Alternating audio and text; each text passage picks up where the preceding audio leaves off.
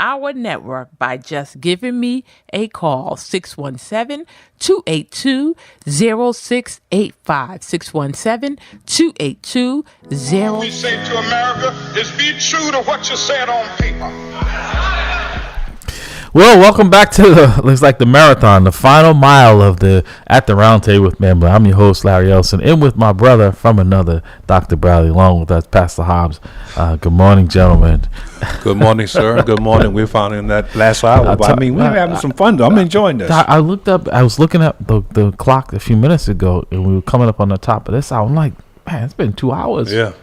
2 hours, man. But it's been good conversation. Well, that's what I'm saying. And stimulating conversation, good conversation, right? Yes, sir. Yeah, so, and with that said, we want to thank our sponsor, Guarantee Rate Mortgage Company. For all your mortgage needs, give branch manager Cora Holbrook a call at area code 781-342-0252. Guarantee Rate Mortgage is located at 75 State Street in downtown Boston, Mass. Guarantee Rate Mortgage is guaranteed to exceed your expectations. And folks, if you want to be a sponsor of At the Round Table, MAMLEO, be part of the stimulating conversation, give us a call here at 617-282-0685. 617-282-0685. Help support broadcasts like this and others. Like I said, you don't get this type of information anywhere. So I don't think Pastor Wally sent us very nice text. I said last week, one of the folks has texted him and said he really enjoys his favorite broadcast here on the broadcast. I told Pastor Wall, we're the number one broadcast on Saturday mornings. I think we're the only one. It can only be number one. It's not hard. It's not hard at all. The competition is not stiff. Yeah. So, but in the time, like I said, the history. That's why I say our history is not dedicated. I don't even look at Black History Month. I'm like, my history is every day. You're not going to allocate it, and then you pick the shortest month of the year, unless it's a leap year. But I find interesting in what we're talking about, Dr. I want to read this editorial in this week's edition of the Bay State Banner. It says, SCOTUS, meaning the Supreme Court of the United States, needs to reflect our country's true values. It says, for a long time, we in this country have looked to the Supreme Court to level the playing field when it comes to injustices in our society. For decades, we have relied on decisions like Brown v. Board of Education that outlawed systemic discrimination in public schools. And in the 1966 decision to ban poll taxes in the state's elections to keep our country's morale are bending towards justice, as Martin Luther King Jr. famously said, but after the reversal of a woman's right to choose an abortion, it is clear that none of these landmark cases that, as we as Americans assume were settled law, are still accepted precedent. As we sit here wondering whether other landmark cases are threatened with being overturned and our rights and freedoms are being taken away, we need only to look at the Supreme Court's poster child for dubious ethics, Justice Clarence Thomas. He received his higher education at a prestigious schools in New England at the College of Holy Cross in Worcester and Yale Law School in New Haven, but appears to have learned little about how to behave ethically as a public official. Amen to that. Over the past few months, a tremendous amount of facts have come out about the hundreds of thousands of dollars a year worth of payola that Thomas has received from in the form of a private jet, flights, and a mega yachting vacations. Most of them, but not all, were paid for by billionaire Harlan Crow. Crow has bought Thomas's mom's house in Savannah, Georgia, fixed it up, by all accounts, is letting her live there rent-free. That is where Thomas spent most of his childhood, in a modest home built by his enterprising grandfather. Crow has failed to respond to questions about that housing arrangement. His silence speaks volumes. Then of course, there's all the inappropriate influence Thomas has on cases concerning his wife, Virginia, a right-wing Republican who appears to have been involved in the planning and implementation of the January 6th attempt to overthrow the government. Oh, I did forget to mention that Crow has a large collection of Nazi memorabilia. You can't make this stuff up. As one comedian recently quipped, this begs the question, does Clarence Thomas even know that he's black? All this would be funny if it were not for the fact that the future of our democracy and our civil rights are at stake. Over the next 2 years, the Supreme Court will be deciding many cases that could have tremendous consequences for our individual freedoms, corporate oversight, colleges' access for students of color, and voting rights, all of which means our literal democracy is hanging in the balance. What oversight is there on the Supreme Court justice to hold them accountable when they appear to be taking payola in exchange for their votes? Thomas maintains the court's spare ethics rules allow him to receive hospitality from a personal friend like Crow. This view, however, is widely disputed by court scholars. The claim is that the justices will regulate themselves and recuse themselves from any case if they have a conflict of interest. But we know that's not the truth with Clarence Thomas. He would not even recuse himself in a case against Monsanto when he had just recently left the company's board and was arguably still on the board when he made the decision that landed the company in court. The very textbook description of conflict of interest Thomas launched to his rise to the High Court in Missouri when Monsanto was based before being acquired by a foreign company. Since all this evidence of suspected payola has come out, Chief Justice John Roberts has done nothing to hold Thomas accountable. All these facts do not bode well for the future of our democracy. It is clearly time to require these justices to live up to the spirit of the laws they are sworn to uphold.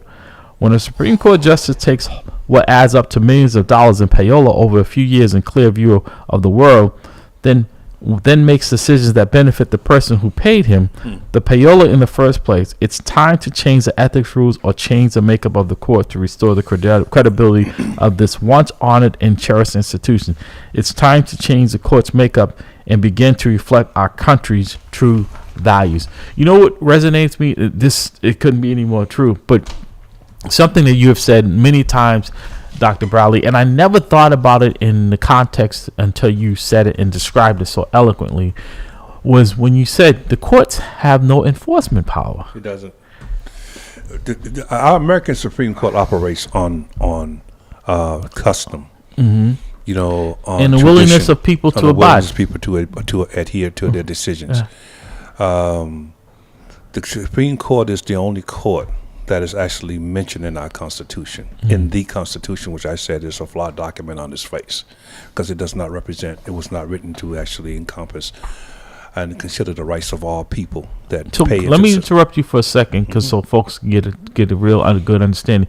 So you're saying all of the other federal courts were not part of the constitutional system of our federal court system. No. What I'm saying is, I'm saying that all of the court system we have in place is not outlined in our Constitution. Okay.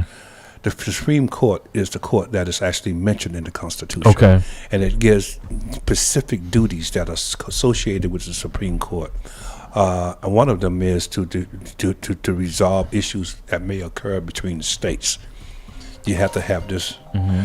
This entity that will actually deal with that issue. Mm-hmm. It was the MAMLEO v. Madison case, where John Madison, who actually was James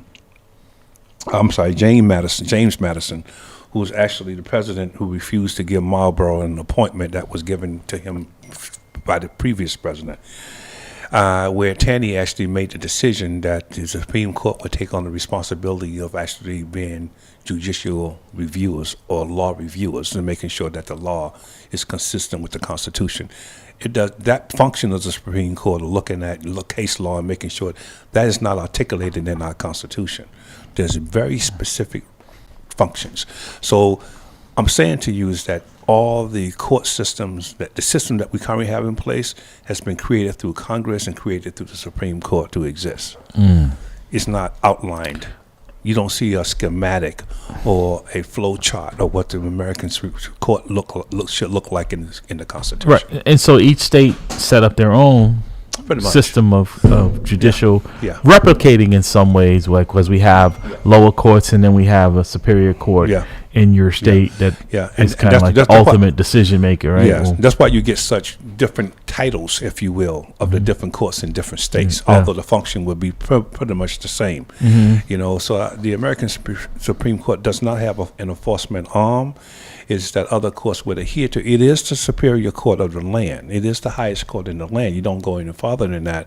But over time, over tradition, it had carved his function out of,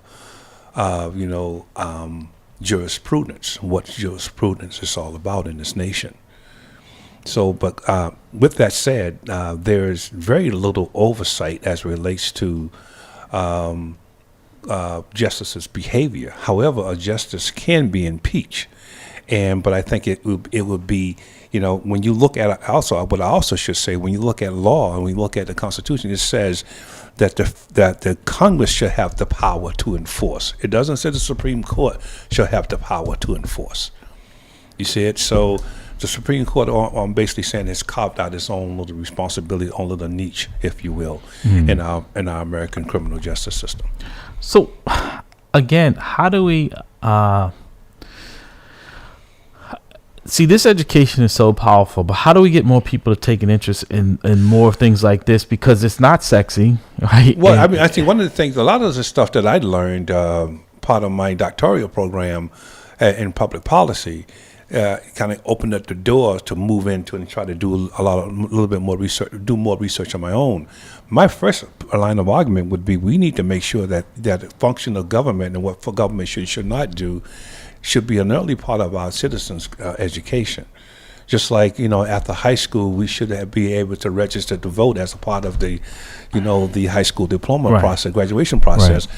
We should ensure that our students, our kids understand civic in school, understand how the government runs, understand how a bill becomes a law, understand what are the triad politica, dividing, government into three different equal components with each one having oversight over the other. We should understand what that means and the importance of that. Right. 617-282-0685, 617-282-0685. We're listening to At the Round Table with MAMLEO. So, Dr. Bradley, I want to go back to that enforcement piece, because this most recent decision that was stayed from the Texas federal court judge, one person who basically said he knows what's best better than physicians in the FDA to stop the allocation of the abortion pill nationwide, based on his his political beliefs, that he could, and this is why I said when we start seeing things based on a political, and even in this country, over 60% of the folks say women's right to choose is their choice. That we're starting to see the slippery slope when it comes to education, and the courts are the final say. And we see that, Mitch McConnell was not concerned about all the other craziness. He was concerned, and what he did was they were able to stack the Supreme Court with younger justices. Thomas is up in the age, but Thomas is the oldest serving justice, right? And he's longest serving justice on the Supreme Court, right? And he's 72 or 73, because his mom is in her 90s. And I'm breathless with anticipation of his departure from the court very quickly. By the way, well, but here there's no oversight, right? It's basically, just imagine if you had it's the only branch of government where there is no oversight is the Supreme Court. The answer to no one. And I understand people saying, you don't want an elected court at that level, but that's basically what we've gotten, is people's political beliefs and not anything reaped in law. Well, I think the Supreme Court all throughout history has definitely been the vehicle that's when you look at history, it has been really against equality for people of color. There's no question about it, especially during the Jim Crow era. A lot of its decision perpetuated Jim Crow. It has never been a healthy representation of the diversity of America. We only have one black woman. We only have a very few women. Only two black men. One I think is a clown. That's my personal opinion. I concur. And so if you think about it, the Supreme Court has not been a healthy representation of the American society, or a reflection of it. No, exactly. So therefore, it's not in tune with those issues. In fact, I'm really surprised that they did not. They have put on hold the medication for abortion there. Well, so I'm surprised they did that, because usually they go against it. I'm surprised, but in some ways I'm not, because here's the reason why I say that. Because their whole thing when they did this Dodd's decision out of the case that came out of Mississippi that got rid of Roe v. Wade, which basically guaranteed people's right to abortion across the country. What they said was, we're going to send this back to states, and each state will decide for themselves. This is a states' rights issue. So it almost would be hypocritical and conflict for them to now, even after the stay, to say that now other states get to decide what other states do. So you can't have it both ways. You can't say that abortion will be decided whether it's legal or not in certain states, but then you can tell states that it's legal which medications or what implements they can use to do it. So but this particular court and its current composition has stepped forward to say those type of things. They've been hypocritical in their decisions. That's why I'm surprised.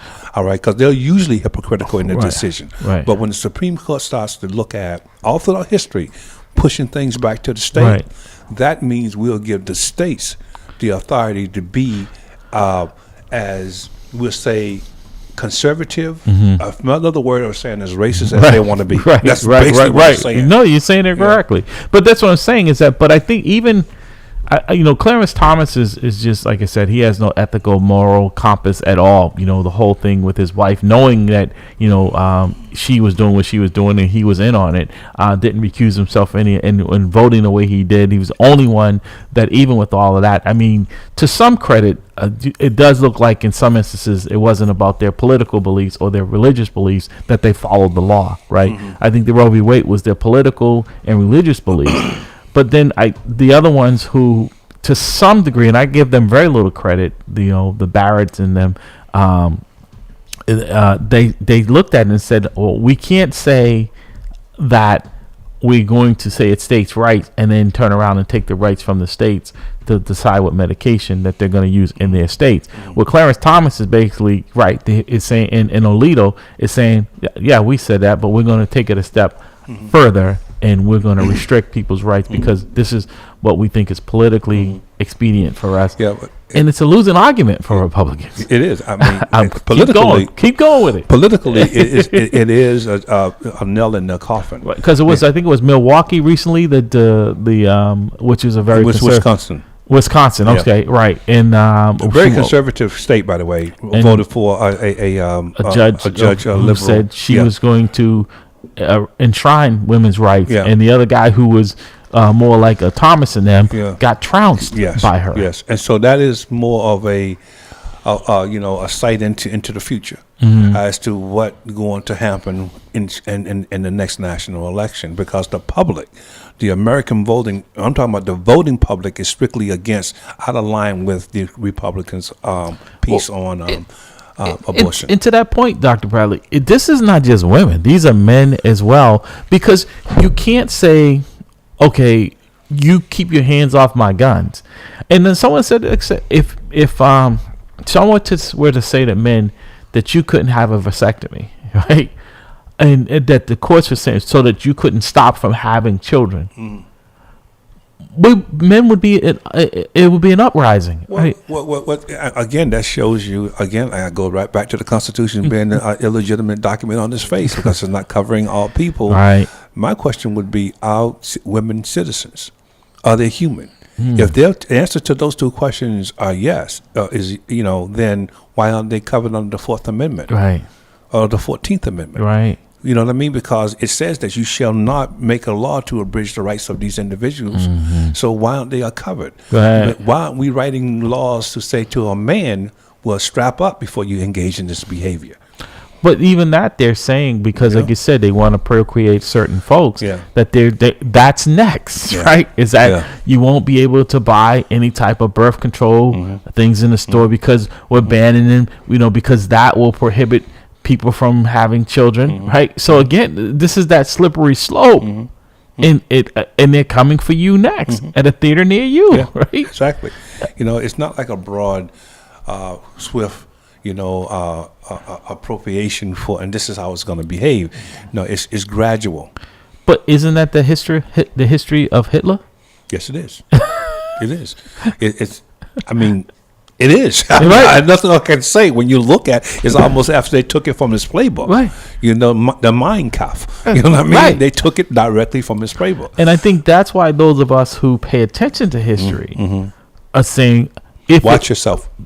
Exactly. That's what we're saying. We're saying watch yourself because because you don't know history, you're doing what people before you did because they didn't know history. Right. All right? Because look at this here. This is a piece that I just done research.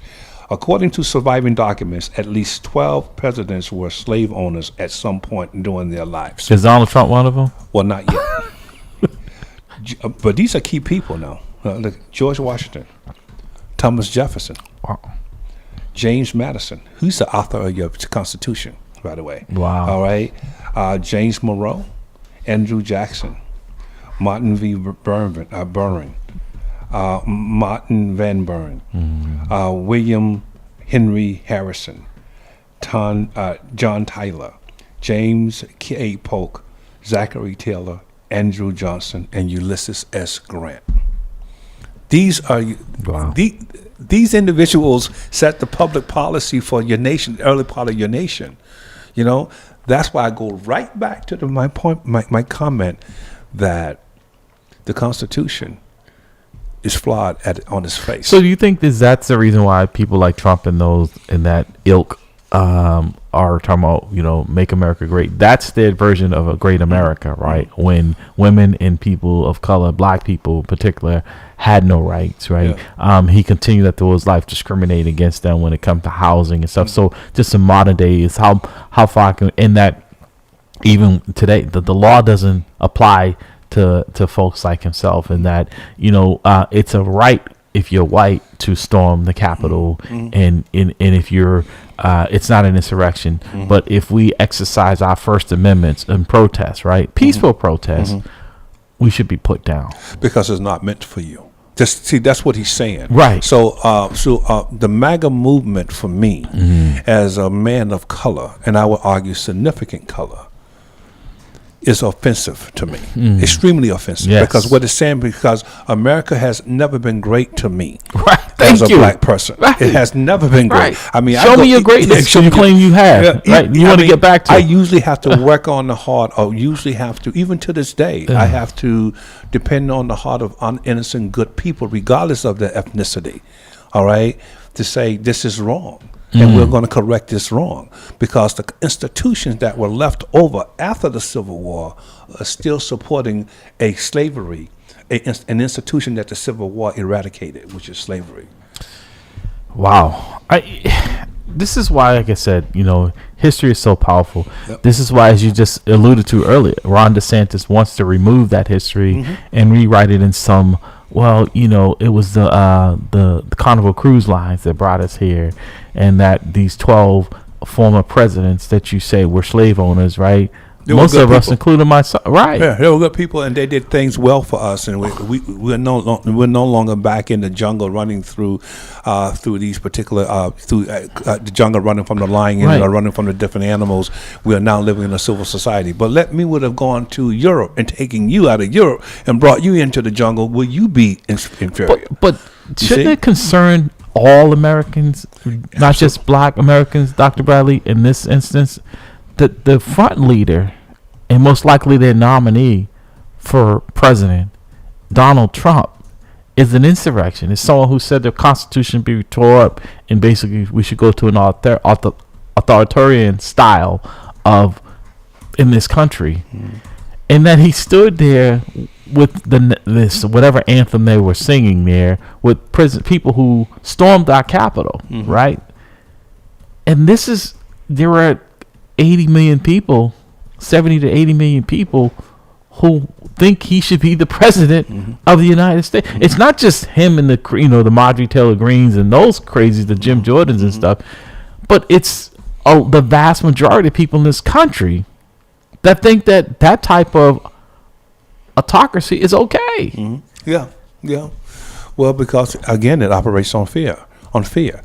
Prior to I would say 20 years, 30 years ago, Donald Trump would have never, prior to Obama, Donald Trump would have never been on the radar. Great point. Obama struck fear because the democracy that's supposed to keep them in charge, white men being them, yield a black president. Because let's face it, you and I both know, if we're honest with ourselves, I didn't have any children at the time when President Obama was president, but people would always say, you could be anything you want in this country, and we all knew if you were black, right, there were limitations to that, right? Still are. There still is, but when President Obama became president, we weren't naive to say, "Oh, this is going to be a common thing," but that was a milestone in that thought process that maybe there is a possibility, right? Well, limitations are very relevant in where we can go prior to Obama. Well, because we could not point to when my child said to me, "Well, Dad, have we ever had a black president?" Right. No. So can I really go there? Yes, you can. But things had to change. Right. And fortunately, things did change to a point where we can get an Obama. But Trump would not have been President Trump without Obama being president. So exactly, because they needed to replace someone with this total opposites, total foul of any decency of the President Obama with someone. Because you're talking about the irony is that someone of his ilk would come after such a classy one as President Obama, his family, and how he conducted himself compared to this. But bringing it closer to home, when thinking about for years here in the city of Boston, right?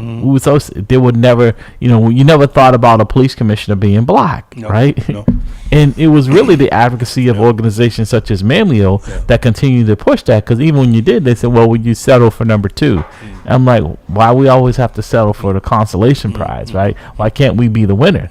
And so until that actually happened, a lot of people didn't see that as a possibility. No, they didn't. But the thing is that even with a black commissioner or a black president in an institution that was built to support a racist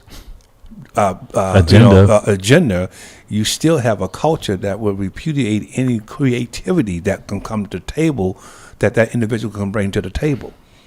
Because it's not there to maintain or be fair. It's there to keep a certain group of people in their place or on their caste level. So let me throw this at you. What is it going to take for the vast majority of us? I'm not talking about just black people, because I think it's starting to see, I think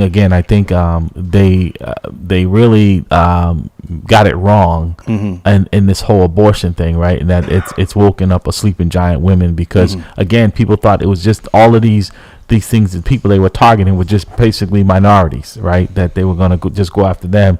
And now that they see the reality that this slippery slope, do you think that this country will pivot, maybe swinging back the other way, or do you see it continuing down this downward spiral of where rights of people who are not white males think that they're dominant or they're in fear? Because we've seen it even close up. Like when I see Jimmy Connell reading the Pax Centurion, that was his version of fear, that people like him in this profession were no longer having the complete and dominant access to it as they did. Yeah. Well, I think we will continue to go down the slippery slope, but very slowly. I think they will put slight spikes in their shoes. So this water's boiling. It's simmering, and we're going to get to a boil. Yeah. I think they will put spikes in their shoes to stop this slide, the quick slide. I think what will happen is that you will see a change in the narrative about abortion, because such a vociferous cry is coming out about freedom around making that decision. I think someone as bombastic as Ron DeSantis, right, who was always in your face, decided in the cover of darkness at 11 p.m. at night to sign that law. Normally he's trying to maximize what he thinks is going to benefit him, right, and did not talk about, he signed it because he thought it was popular, but now the backlash is coming. Well, I think what's happening though is that, and you have to always remember in American politics is the dark money. That you and I, if we don't stop to think, may not think about it. All right. And I think a good example of how the dark money plays a role and how the Republican candidates or the candidates will respond is what happened with Tim Scott when he was asked the question about abortion. And he kind of fumbled the answer, because on one side of the ledger, he had to actually support his funding source. Right. On the other side of the ledger, he knew that there were a whole bunch of white women also Republican white women were That's saying, right. we're not letting you take away this power. That's right. You know, this decision. We're not Right. letting you legislate our rights on our bodies. Yeah. So he's trying to find a thin line to walk, Yeah. which is what I mean about putting spikes in their shoes to slow down the slide. Yeah. All right, because they realize that this is not a popular line, of a political line Yeah. with the public who actually votes. However, in America, we as the public does not elect the president. The electoral college does, Right. which makes it. That's why we are not So let a me democracy. 617-282-0685, 617-282-0685. You're listening at the round table with MAMLEO. So Dr. Brad, let me, because like I said, you got my juices flowing this morning in a good way. So to your point there, right, where I always say be careful what you wish for because you might get it, right? Mm-hmm. So the conservatives, the Republicans got this. They thought it was going to be a win for them, right? Because you had all these Christian conservatives, right, who wanted Roe v. Wade overturned. And then you had this segment that never thought it would be overturned. So they weren't going to lose them because they're like, oh, okay, even though they say that, it's etched in law, right? It's settled law, right? So we don't have to worry about losing them either. And then we look on this side, we're going to get this for you. We're going to keep fighting for you. So now you've got these two blocks that you have, right? Because one wants something extreme, the other one wants some of the other extremes, and they're okay that you're supporting these folks here as well. Now it's come to fruition that this side has gotten what they want. Now it impacts this side here, and you can't have the two united together any longer, right? You can't have the conservative Christians who want abortion. Now these people are saying, oh, so you really got what you want. Now you got to pick a side. So your point with Tim Scott is now before he could say, yeah, I'm fighting for this, and it wasn't going to cost him any votes over here because it was still legal to do, right? Yeah. Now he's stuck in the quagmire because which one do I offend now? Because it's come to reality, right? Is that because there's a mutual need? I mean, I would argue that we should remove dark money from our political process, because what's happening is that the rich and the powerful is buying our government. You know, they're buying the representatives who are actually issuing and practicing the laws that by which we have to adhere to, we have to obey. But what's happening here is that he can't offend the money, the funding source, without offending the voting source. But this is why I talk about be careful what you wish for. Now that you have it, right? That's what I'm saying is that you had both of them collectively because one didn't see the other one as a threat and it didn't infringe in some ways, right? Because you could say this side over here didn't have what they want, but you telling you were fighting for it for them, right? Thinking that most likely, what are the odds of the Supreme Court overturning it? Now you got what you want, and you're going to pay a price for it. Well, you see the same thing happen with Donald Trump. He made a statement. His outfit made a statement and had to correct it because they were talking about. He was saying that he's going to support. He's not going to support abortion the way that his funding source wanted him to support it, and they came back and said, well, we will not vote for anyone. We will not fund anyone who doesn't support abortion. Well, but again, that's what I'm saying. So they've gotten themselves, they drove this bus into the ditch. That's right. They don't have AAA, and no one on the bus knows how to get out of it. That's right. That's right. Right. And it's a making of their own because, like I said, be careful what you wish for, right? They've been fighting for over 50 years to stack the courts to get this overturned. Yeah. Well, the justices don't pay a price because they're not elected. No, they're not. But again, I'm going right back to what I said earlier, is that we have to understand as a society that our system is not created for people of color. All right? And so white women is where they're pointing this. It's about fear. That's what my argument was earlier. When we're operating in fear, and fear gets into our government, we do some strange things. In addition to that, our court system has been politicized. Oh, more than politicized. That's why, when I hear the intro on our broadcast, when it says, America, be true to what you said on paper, right? That's really what we're talking about, because that is not what that was written about. It was not written to protect your rights and my rights. As you said, 12 of those men were slave owners. So didn't see that they even had to have a conversation to discuss us, because they didn't see us as human beings. Yeah. Right? 22 of the 55 delegates to the Philadelphia Convention for the Constitution, 1787. So almost half. Yeah, were slave owners. Roughly about 40-something percent. So clearly that wasn't at the top or even on the agenda of Slave equality for women, right? And back then, I mean, people think it's been forever. It was enshrined in this Constitution that women and minorities this was designed to bring equality to everyone. No, the only reason why they at one point considered black people was for representation purposes. And then on that, you were 3/5 of a person.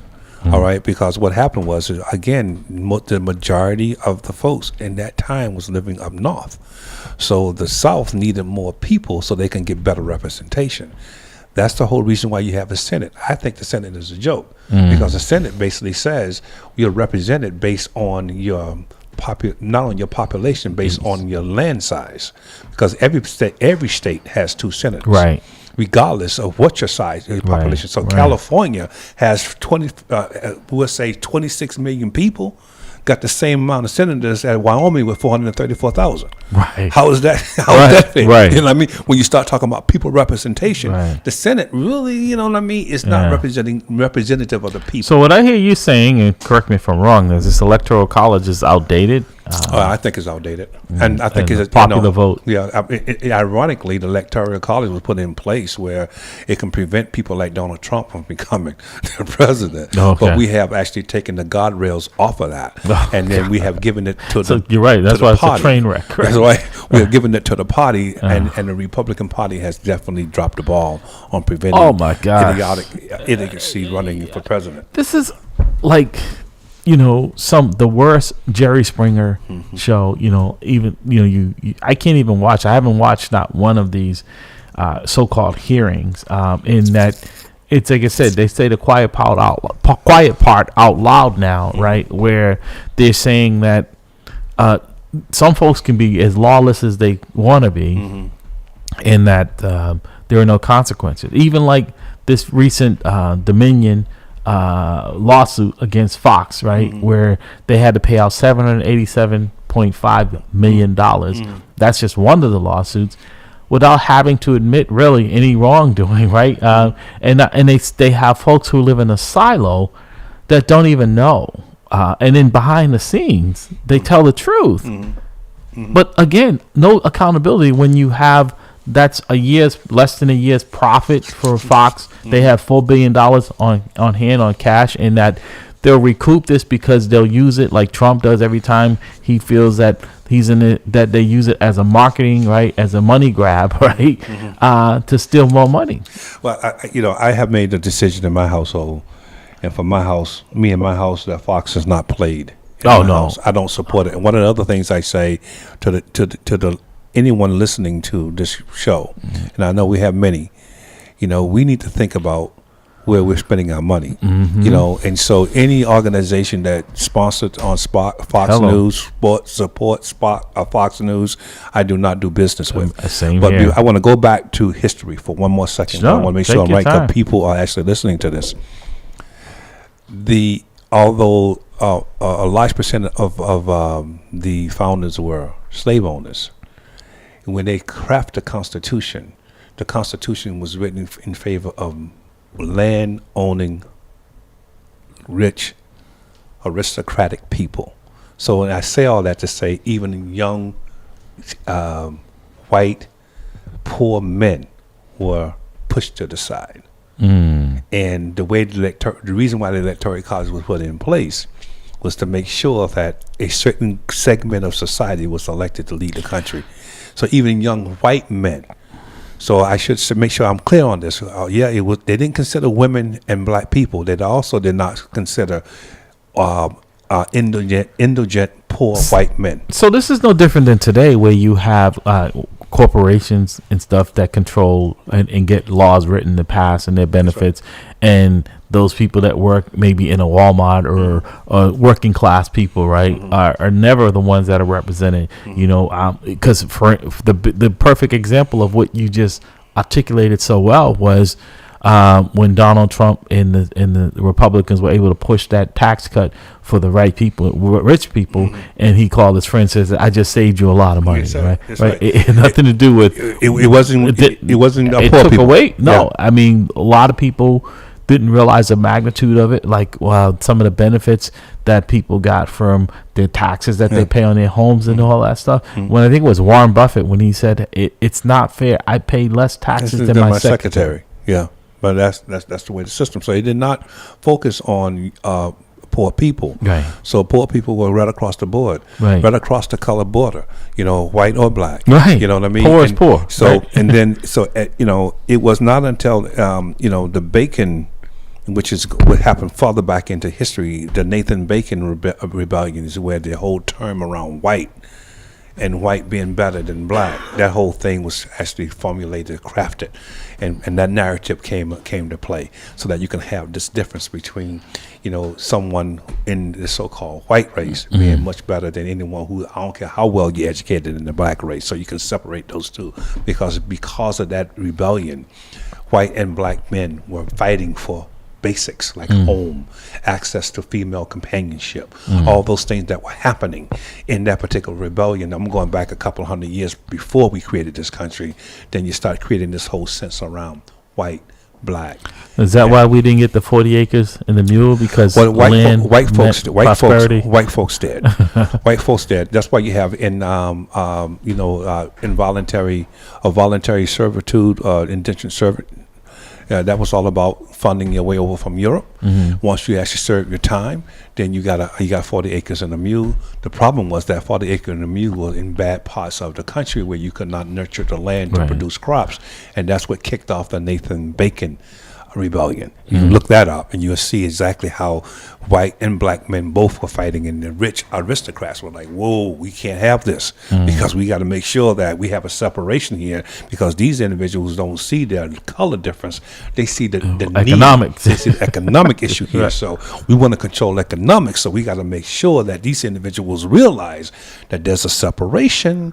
You don't support you don't support the black side. So they were creating that caste system in America at that point. Again, so that sounds like the danger of when you touch that third rail on issues that don't just affect one segment of the population, like abortion, right? Yeah. Where if you talk about immigration, we're really talking about a certain class and segment of people. We're talking about those people, right? But now you keep pushing the envelope, and now you see something that does, even though we're divided, this is a cause that unites us, and we're like, whoa, how do we separate that? You know what I mean? So I'm talking about around 16, it's like 1639, 1640, in that area. So they started to create that whole idea.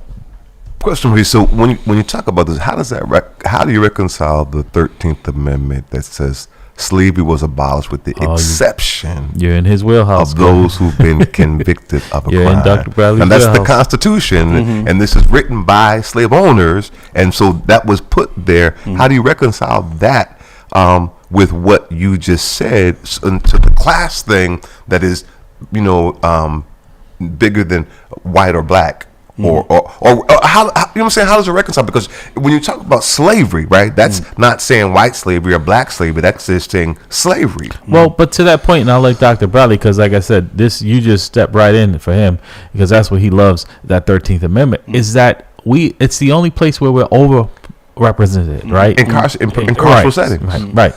Well, see, the whole idea around that was Lincoln's baby, by the way. Okay. Lincoln was pushing us, and the church played a role in this, by the way, too. But there was push on both sides. There was arguments pro-slavery in the church and using the Bible to create it, and there were arguments against slavery in the church using the Bible to eradicate it. And would you just real quickly, would you say that argument against it and for it was based on racial lines? Yes, it was. Okay. Yes, it was. And so I'm talking here. The 14th Amendment present what I call facial neutrality.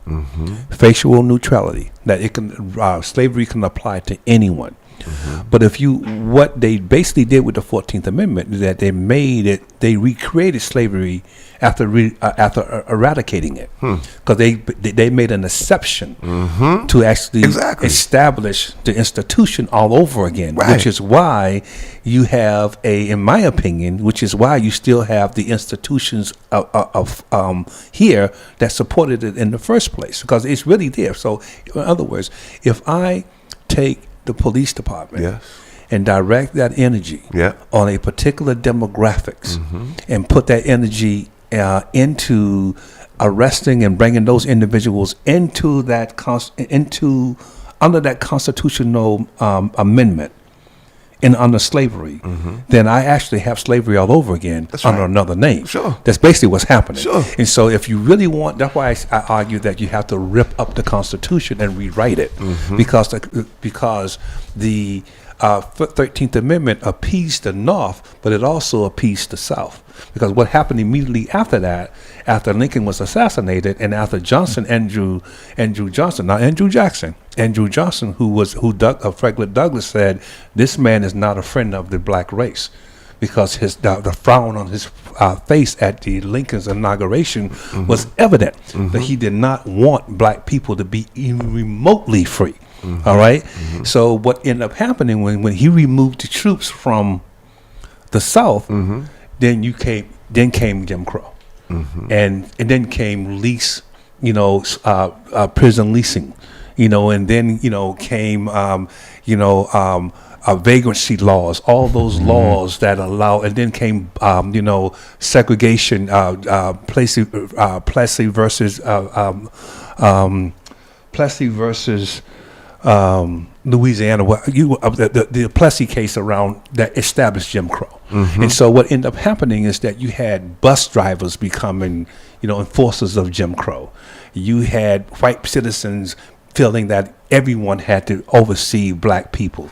Basically what they did you can't reconcile. So the 14th, 13th Amendment recreated slavery. But see, Dr. Browder, what you're saying is alarming, because we see a modern day version of that, right, where people are arming themselves and becoming versus Ferguson. I'm sorry, vigilantism, right, and just shooting at black people, shooting at people in general, in that, hey, this is my right, and that there are no rules of engagement other than the ones I make up. But all throughout history, in America, white people were obligated. White people felt like it was their duty to oversee black folks, but to make sure that black folks stayed in line. But when you're being indoctrinated, like you said, Fox News is like I said, that the guy that just shot the 16-year-old in I think it was upstate New York.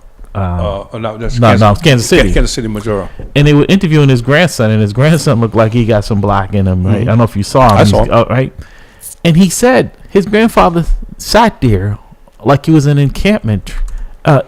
Just Fox News all day long with these, and these people are coming to get you. They're coming to take your gun. So now you make this people out to be the boogeyman, and then what happens? A young black man knocks on your door, and your mindset is the invasion has started.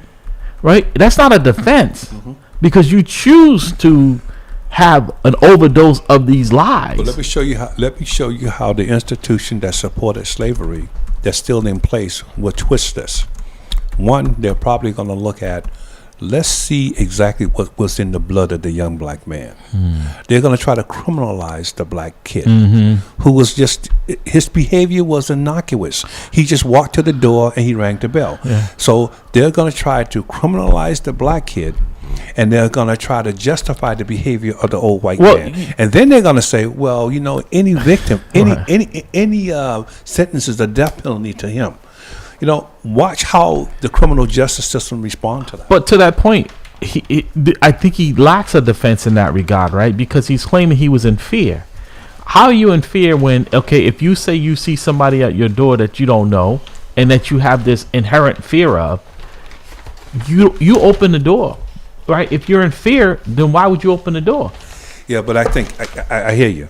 I think his justification for doing what he did, and the criminal justice apparatus refused to prosecute them, him are two separate pieces. Mm-hmm. Because I think the criminal justice apparatus is going to actually say what he did was a mistake. I don't know how you make a mistake actually shooting a guy the second time. That's beyond me. But That's also, beyond how do you justify shooting someone through a locked door? I got right. it. So, I got it. so your defense is got it. eroding because it wasn't like you shot him inside your home. Yeah, but Larry, the history of America in a situation No, I like get this, right. white men who feel that the system was written for them Right. will try to criminalize that young Yeah. 145-pound, 5'8" black kid As this big has scary. been this big scary monster Right. that was going to dominate this 84-year-old white man. And to that point, that Fox, I don't even think they ever even report, because I don't watch them. I'm sure they didn't report on it. Because see, even when it's doesn't suit their narrative, and honestly, in some cases where you can't paint the picture that they want, they just ignore it. Yeah. So I doubt that this even got any coverage on their network, because I don't know how you spin this in a way, and I'm not sure they'll try, but I don't know how you. So I find that they just totally ignore it when it's so blatantly wrong, rather than to say this happens to them, people who are innocent. Well, I don't watch Fox News, Me either. and this is only I'm just And that's the reason why. You know, I'm only swinging in the dark here, but I would argue that they would say it was a mistake. That the individual, he's old, he's not necessarily, he doesn't have good eyesight. He saw what he did. He thought he saw what he did not see, and But then, how many other people have come to his door that didn't look like this kid that was shot? Right. But I'm telling you, Larry, I would say that. I hear what you're saying. Someone like a Tucker Carlson will say that was a mistake, Right. and I don't understand. And I don't watch him. No. I can't stand it. You know, but I'm telling you, just knowing the history. When I read the history of America, and I look at how the criminal justice system has criminalized black people, I think two things are going to happen here, based on my knowledge. They're going to criminalize this young man. They're going to say the white guy made a mistake, so therefore it zeroes out and nothing happens. That's my hit.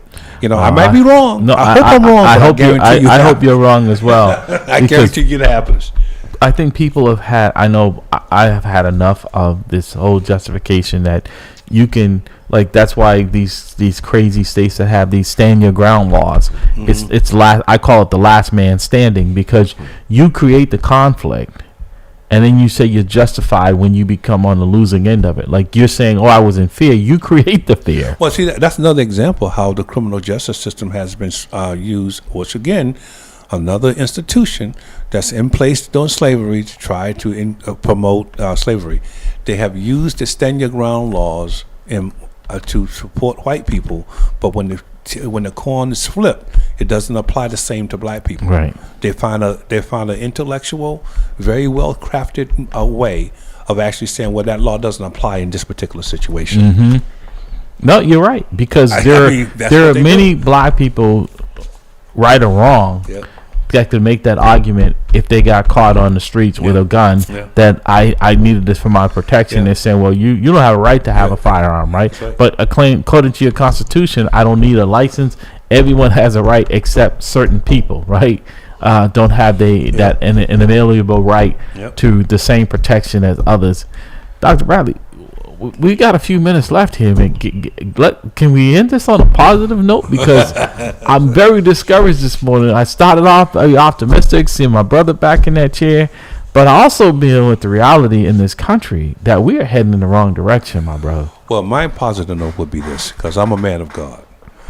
God takes us through things. Get me on your side, brother. God takes us through things to prepare us for the eventuality that we're going to see later. So I think this country is going through a season, because at some point it's going to be able to say, and I think it's going to be all people, including young white people, to say, this is wrong. We agree with Dr. King. You have written a document, and all we're asking you to do is do what you said you would do on paper. So we're only going to support those individuals who are moving in that direction. I think we're going through this for a purpose. See, I'm going to push back a little bit and respectfully, because like I said, I look at the number of people that voted for Trump. I look at the number of people that stormed the Capitol, and I look at where we're going in this country. I just don't. I want to be spiritually optimistic, but I also want to be realistic and prepared, because this, again, I was saying to you earlier, this is just, I feel like we've been here before. Like, this is the modern day version of what some of our ancestors, some of our parents went through when they were talking about the separation of different states and not being treated. You go to a certain state if you're black. I feel like I don't want to go to Florida. I don't want to go to these Republican states because I feel in fear of my life and my family. Yeah, I wouldn't go there, but I would argue. I would push back to say, look at what happened in the midterm election. Mm-hmm. That was supposed to be a Republican beatdown. Mm-hmm. Didn't happen because America, the youth of America, is saying no. We don't want this. That is too radical. We're not going to that level. Extreme. That extreme. That is too much. Okay. I think that America, wants a center ground. Bringing me down. I would think it wants a center ground because historically, the midterm election is a referendum on the president. Right. That didn't happen this time. Right. They look at all this and that these guys are too much. The Republicans thought they were going to have the House and the Senate, and they were going to actually neutralize the executive branch because they had that control. Did not happen. Well, the zombie is still a minority leader. If it gets Trump to the finals, I will vote for Trump to get him into the finals because I know it's a losing, right? He's the only one I know that pretty much I can say that definitively will lose for the Republican Party. Yeah. So, oh yeah. I mean, a lot of people just don't want this craziness again. You're right. Yeah. So